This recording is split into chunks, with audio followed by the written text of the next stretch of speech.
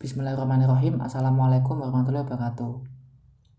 Jadi di sini saya Muhammad Taufiq Gautama dari kelas C Prodi Ekonomi Syariah akan meresum materi ekonomi makro selama semester 1. Yang pertama, definisi ekonomi makro. Ekonomi makro merupakan bidang ilmu ekonomi yang mempelajari tren ekonomi yang lebih luas seperti inflasi, tingkat pertumbuhan ekonomi, tingkat harga produk domestik bruto, pendapatan nasional, dan perubahan tingkat pengangguran. Kemudian materi tentang how market work. Di sini ada pasar dan kompetisi. Pengertian pasar. Pasar adalah suatu tempat atau proses interaksi antara permintaan atau pembeli dan penawaran atau penjual dari suatu barang atau jasa yang dijualkan. Pengertian kompetisi. Kompetisi adalah aktivitas mencapai tujuan dengan cara mengalahkan orang lain atau sekelompok orang lain. Kompetisi pasar.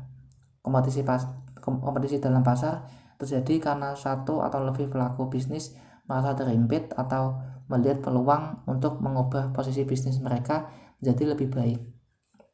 Permintaan adalah suatu proses dalam meminta sesuatu atau sejumlah barang yang ingin dibeli pada suatu harga dan waktu tertentu. Hukum permintaan adalah hukum yang menjelaskan tentang hubungan yang bersifat terbalik antara harga dengan jumlah harga yang diminta. Seperti jika harga turun maka permintaan naik. Begitupun sebaliknya, jika harga naik maka permintaan turun.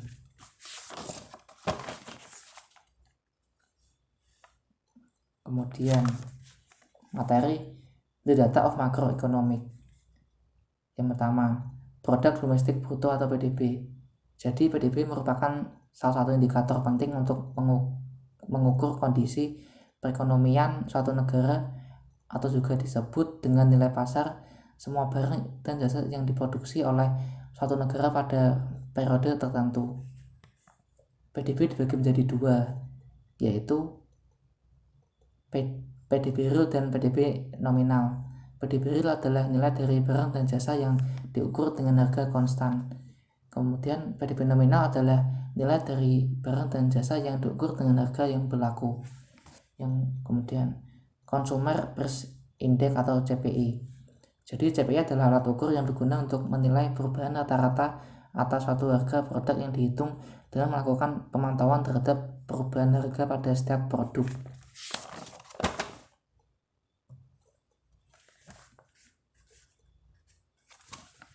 Kemudian production and growth. Yang pertama, produktivitas. Produktivitas adalah efisiensi di mana perusahaan atau ekonomi dapat mengubah sumber daya menjadi barang yang berpotensi menciptakan lebih banyak daripada lebih sedikit. Kemudian pertumbuhan ekonomi adalah suatu peningkatan dalam kemampuan dari suatu perekonomian dalam memproduksi barang dan jasa. Kemudian materi saving, investment, dan financial institution. Yang pertama, tabungan atau saving. Tabungan adalah suatu simpanan uang yang berasal dari pendapatan yang tidak digunakan untuk keperluan sehari-hari maupun kepentingan lainnya. Tabungan memiliki dua jenis, yaitu tabungan konvensional dan tabungan yang berjangka.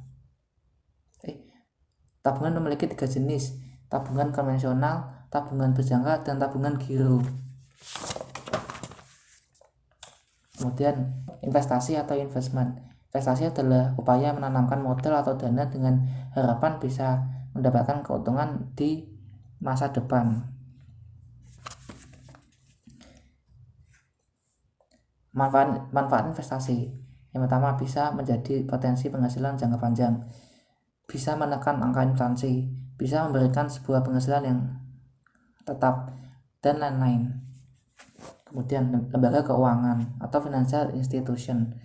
Lembaga keuangan adalah lembaga yang memberikan fasilitas dan produk di bidang keuangan serta memutar arus uang dalam perekonomian. Lembaga keuangan ada dua jenis, yaitu lembaga keuangan bank dan lembaga keuangan non-bank. Fungsi lembaga keuangan. Yang pertama, melancarkan pertukaran produk. Yang kedua, memberikan informasi dan pengetahuan. Yang ketiga, memberikan jaminan, dan lain-lain. Kemudian unemployment atau pengangguran. Pengangguran adalah istilah untuk orang yang tidak bekerja sama sekali, sedang mencari kerja, bekerja kurang dari 2 hari selama seminggu, atau seseorang yang sedang berusaha mendapatkan pekerjaan yang layak. Kemudian sistem moneter adalah sistem yang menetapkan kebijakan dan tindakan-tindakan yang mempengaruhi interaksi faktor moneter dalam suatu negara, termasuk pengawasan cadangan valuta asing.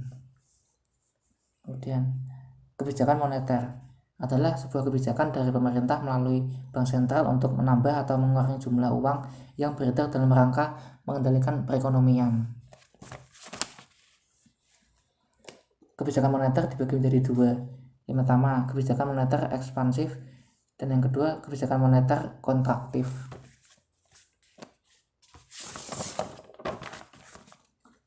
Kemudian inflasi.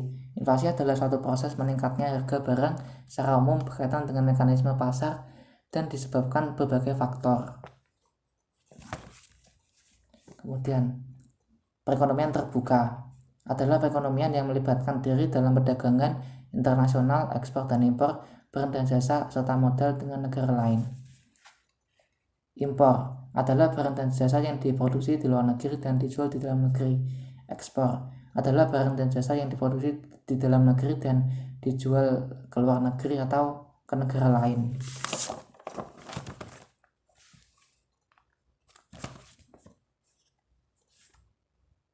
Kemudian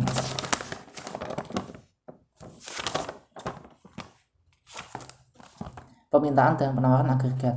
Permintaan agregat adalah keseluruhan permintaan terhadap barang dan jasa oleh pengguna dalam ekonomi.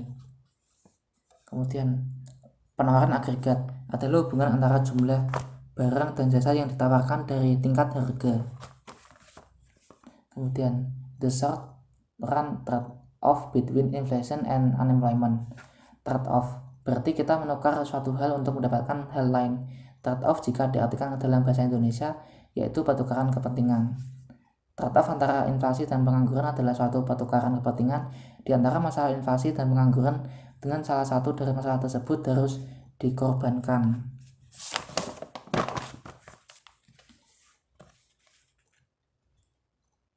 Dan kemudian biaya-biaya untuk menurunkan inflasi. Yang pertama, rasio pengorbanan. Yang kedua, harapan yang rasional. Dan yang ketiga, disinflasi Volcker. Jadi itu tadi adalah resum materi ekonomi makro semester 1 dari saya, dan bila ada salah kata mohon dimaafkan. Wassalamualaikum warahmatullahi wabarakatuh.